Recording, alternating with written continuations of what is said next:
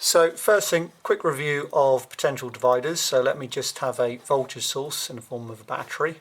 Bearing in mind we're going to divide the voltage, I'm going to have two resistors. You can't divide a voltage with just one. I'm going to name them. I will call this one R1 and R2. Sometimes people call them R top, R bottom, but I like it this way. We are going to have the supply voltage, which we'll set to 12 volts. In other words, there's a potential difference across here of 12 to 0, so 12 volts a potential difference. In other words, that's 12 volts there and that's 0 volts down there. Now, with a potential divider, it's typical to take that as the output voltage, and so I'm going to just call that one V out. And the formula that you should be familiar with by now is going to be V out is going to be equal to the supply voltage times R2 value over R1 plus R2. In other words, this resistance divided by the total resistance. So if this were, say, 1k and that were 2k, then hopefully you'll be able to see that that's a total of 3k. In other words, we've got 2/3 or 2 over 3k, so 2/3 of the resistance here. Now, because we've got 2/3 of the resistance in the circuit, we'll also have 2/3 of the voltage dropped across it. Now, just in case you're not really familiar with why that might be the case, let's consider that that current going through there is the same as the current that goes through both of these resistors, assuming these wires are not connected to anything, and the same current that goes through that way. Now, we're going to have a voltage dropped across this resistor, so let's call that voltage 1. Voltage 1 is going to be equal to IR, the resistance of resistor 1 times the current, and the second voltage drop, the voltage dropped across this resistor, is going to be equal to IR again, but this time the second resistor. Hopefully you can see that if you were to increase the resistance, you'd be increasing the voltage drop. And so if you were to increase the resistance in this resistor, you would be increasing the voltage drop here, but therefore reducing the voltage drop here. So they are always going to be, the voltages are going to be dropped in proportion to the resistances. Right, what's next then? So let's just calculate the output voltage. So in this case, it's the supply voltage of 12 volts times R2, which is 2k, over 1k plus 2k. In other words, that's going to be 24 over 3. In other words, that's 8 volts. Okay, so V out is, in this case, 8 volts. Now, on a trivial level, a lot of people think, yeah, great, 8 volts, I know what the output voltage is, and then I'm going to connect that up to, say, a motor or something, and then you might assume that you're going to have 8 volts across the motor. It does not work that way. Let me assure you, it is not a correct assumption. You can have potential dividers as a power source to things, but then you would need to make sure that whatever you're outputting to has a much higher resistance, at least 10 times the resistance of R2. Now, if you're wondering why that might be, let's consider another circuit. So this time around, let's go for the same value resistors. Keeps it easy.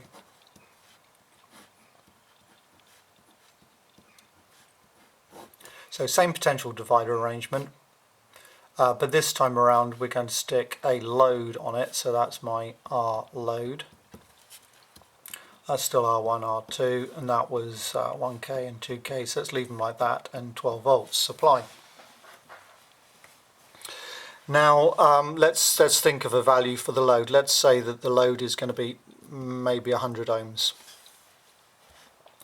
Now hopefully you remember that when you've got two resistors in parallel, something's going to happen. Now let's redraw that circuit. So we've got this one, that's the 1K resistor,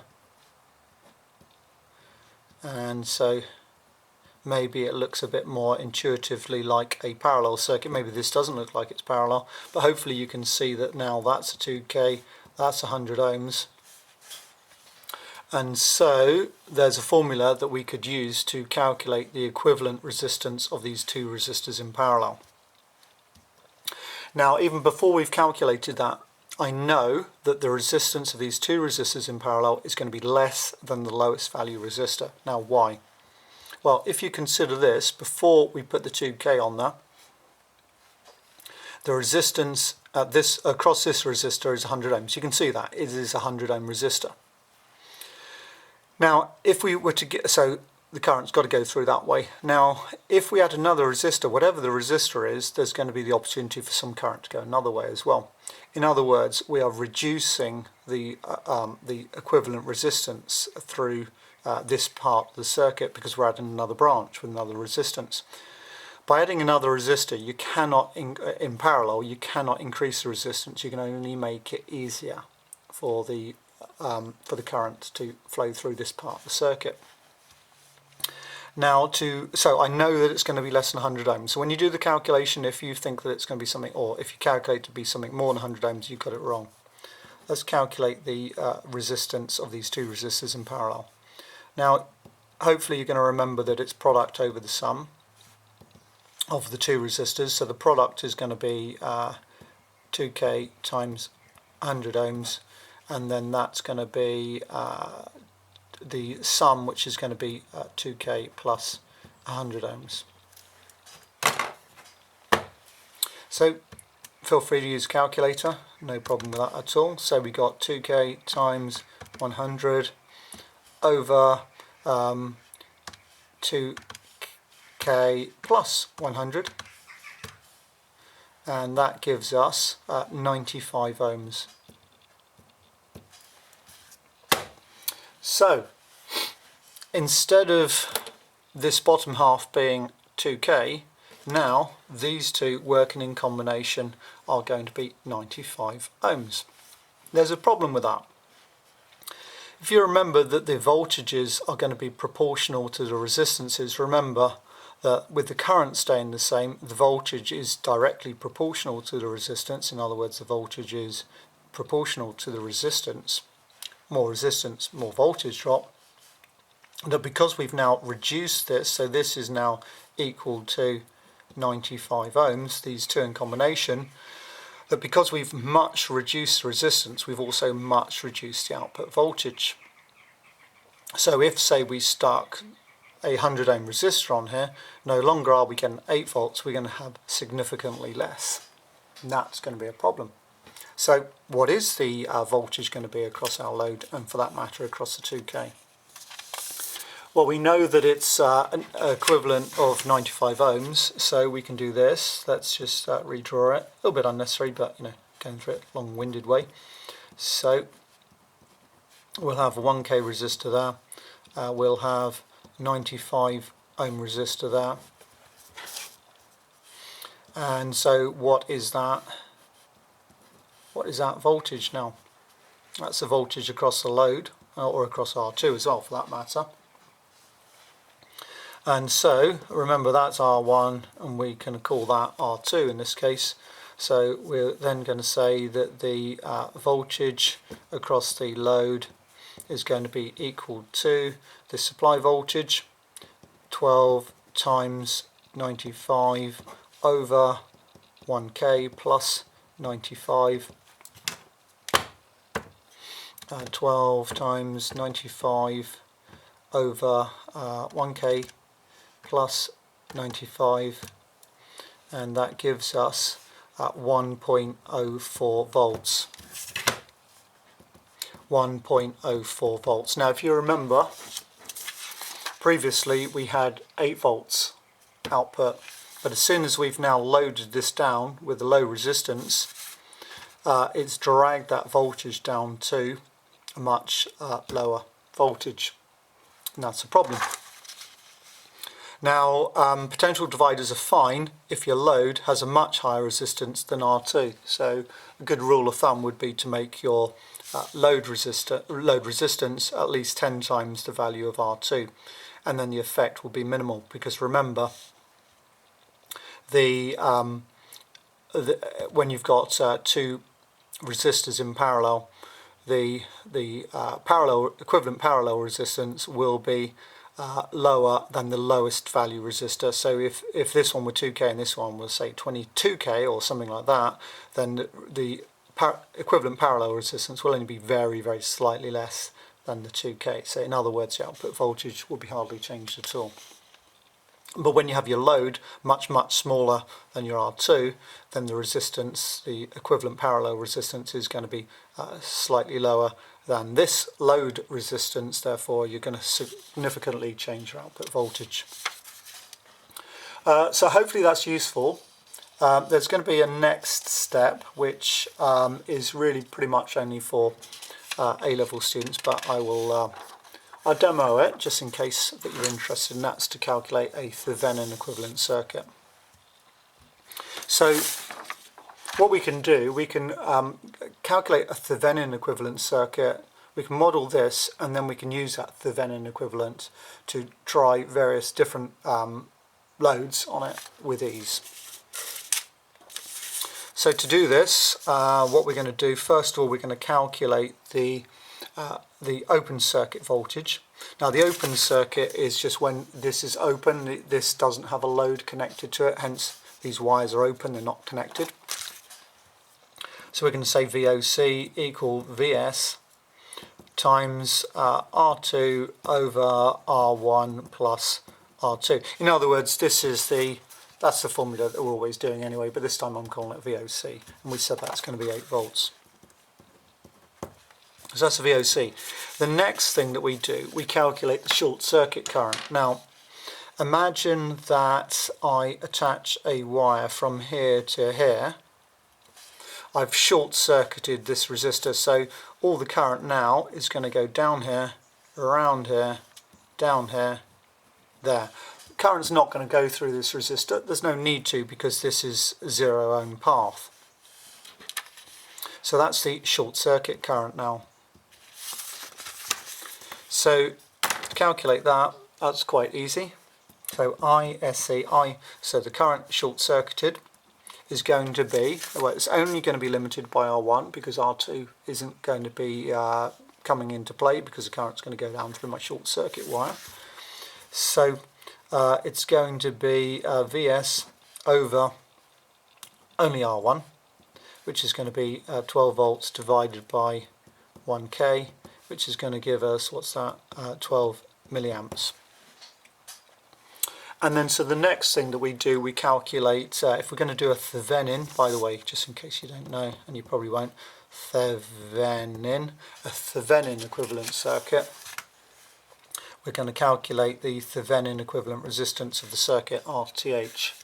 So to do that, we're then going to, now remember, Ohm's law, V, I and R. Well, if you want to calculate R, it's V over I, but in this case it's VOC over ISC. VOC is 8 over 12 milliamps.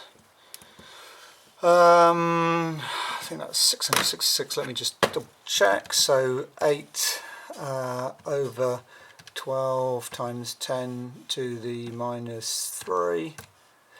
It is, so 666 or 667, really not too bothered, ohms. Okay, now that gives us everything we know to be able to draw a Thevenin equivalent circuit. So this time, this is going to be my voltage source, VOC, which is 8 volts. This is going to be RTH, which is 666 ohms. And then there's going to be the possibility of adding a load here. Now, this is now my Thevenin equivalent circuit. Oh, sorry. This is my Thevenin equivalent circuit here, and this is my load, whatever that load might be. Now, this is equivalent to, that's R1 and then that's R2. So let's say if we want to put the, 100 ohm resistor in there, that's quite easy to do now, because we can say, well, what's that voltage? If you want to know what this voltage is across the load, and that's going to be easy, because we're just going to say the voltage across the load is going to be equal to VOC times this. Remember, this is like R2, so the resistance of load, so we said 100 ohms, so we say 100, and then R1 is like this, so 666 plus 100. I should have really written 8 volts there, shouldn't I? But anyway, so 8 times 100, 666 plus 100. So that's going to be 800 over 766, 766. And that gives us 1.04 volts. Now, if you remember, somewhere, where did we have it earlier? Hopefully we had it earlier somewhere. Yep. 1.04 volts. So 1.04, we calculated that because we worked out what the equivalent resistance of the two resistors in parallel were. But this, doing a Thevenin equivalent circuit, makes it very, very easy, because I could change this, say if I change that to like a 50 ohm resistor, then I don't have to calculate any more parallel resistances, because I just use that 50 ohms, that's my R2 is 50 ohms, my R1 is 666, so that stays the same, and that is whatever you want, and that stays the same as well. Okay, so that's calculating a Thevenin equivalent circuit as well. So hopefully that's really useful. The main points to pick up on, just to conclude now, the main points to pick up on, that when you have a potential divider, the potential divider formula, standard formula, only works when you've got the open circuit condition, so you've got nothing going in parallel across R2. But as soon as you do have something going in parallel, the formula doesn't work quite as you might expect, but if you have the load being much bigger, at least 10 times bigger than R2, then it's not significantly affected. But if the load is less than 10 times that, then it starts to become quite significant and can significantly reduce your output voltage. Okay, hopefully that's useful then.